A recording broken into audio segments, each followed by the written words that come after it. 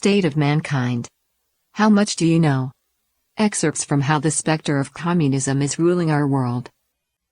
68. Dumbing Down Students. The United States is a democratic country. From presidents to lawmakers, town mayors, and school district committee members, all are elected by voters. Whether democratic politics can be pursued in a manner that is truly beneficial to all depends not only on the moral level of the people, but also on the level of their knowledge and understanding. If voters are not well versed in history, political and economic systems, and social issues, they will have difficulty wisely electing officials who will base their platforms on the long-term and fundamental interests of the country and society. This puts the country in a dangerous situation.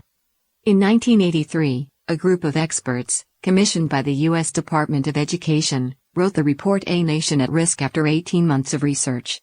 The authors of the report said, "For our country to function, citizens must be able to reach some common understandings on complex issues, often on short notice and on the basis of conflicting or incomplete evidence. Education helps form these common understandings, a point Thomas Jefferson made long ago in his justly famous dictum, 'I know no safe depository of the ultimate powers of the society but the people themselves, and if we think them not enlightened enough to exercise their control with a wholesome discretion, the remedy is not to take it from them but to inform their discretion.' Individuals with little knowledge and poor critical thinking ability are unable to recognize lies and deceptions. Education plays an enormous role, and communist elements penetrate into all levels of the education system, making students foolish and ignorant and thus vulnerable to manipulation. A Nation at Risk makes these additional points. The educational foundations of our society are presently being eroded by a rising tide of mediocrity that threatens our very future as a nation and a people. If an unfriendly foreign power had attempted to impose on America the mediocre educational performance that exists today, we might well have viewed it as an act of war. We have even squandered the gains in student achievement made in the wake of the Sputnik challenge. Moreover, we have dismantled essential support systems which helped make those gains possible. We have, in effect, been committing an act of unthinking, unilateral educational disarmament." The report quoted analyst Paul Copperman, "For the first time in the history of our country, the educational skills of one generation will not surpass, will not equal, will not even approach, those of their parents." The report cites some shocking findings. In addition to U.S. students' grades often being at the bottom in international exams, 23 million American adults are functionally illiterate, that is, only possessing the most basic literacy skills, unable to meet the needs of complex modern life and work.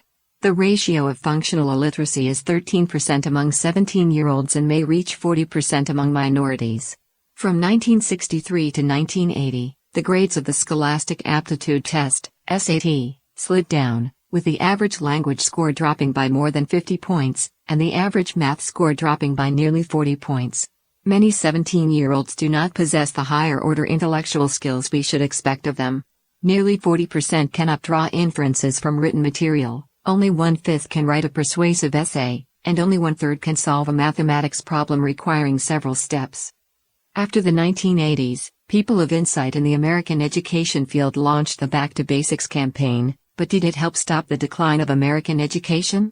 In 2008, Mark Boyerlein, a professor of English at Emory University, published The Dumbest Generation. The first chapter of the book combines the results of examinations and surveys by the Department of Education and non-governmental organizations, summarizing the knowledge gaps of American students in history, civics, math, science, technology, fine arts, and other fields. In the history exam and the 2001 National Education Progress Assessment, NEAP, 57% of students scored below basic and only 1% achieved advanced. Surprisingly, in response to the question, which country was the U.S. ally in World War II, 52% chose Germany, Japan, and Italy, instead of the Soviet Union. Results in other areas were equally disappointing. The decline in the quality of education in the United States is obvious to all. Since the 1990s, the term dumbing down has appeared in many books on American education and has become a concept American educators cannot avoid. John Taylor Gatto, a senior teacher and educational researcher in New York City, wrote, "Pick up a 5th grade math or rhetoric textbook from 1850 and you'll see that the texts were pitched then on what would today be considered college level." In order to avoid making the American education system look bad, The Educational Testing Service, ETS, had to redefine the scores of the University Entrance Examination, the SAT, in 1994. When the SAT began to adopt the modern form in 1941, the average score of the language exam was 500 points, top marks are 800 points. By the 1990s, the average score had dropped to 424 points, yet ETS redefined 424 as 500 points. The decline in the quality of education is not just reflected in the decline in students' literacy. Due to the lack of basic knowledge, the critical thinking faculties of American students have fallen sharply. The scholar Thomas Sowell pointed out in the 1990s, it is not merely that Johnny can't read, or even that Johnny can't think. Johnny doesn't know what thinking is, because thinking is so often confused with feeling in many public schools. Unlike the rebellious student leaders in the 1960s who could speak eloquently, today's young people who participated in street protests and were interviewed by television news reporters could rarely clearly express their demands. They lack basic common sense and reason. The reason for the decline of grades is not that students today are not as intelligent as before, but because communism is quietly carrying out a war against the next generation, using the education system as its weapon.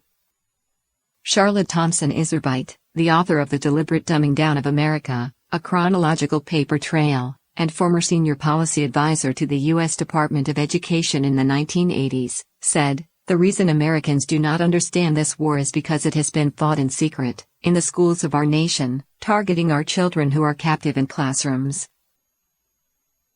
From Chapter 12, Sabotaging Education.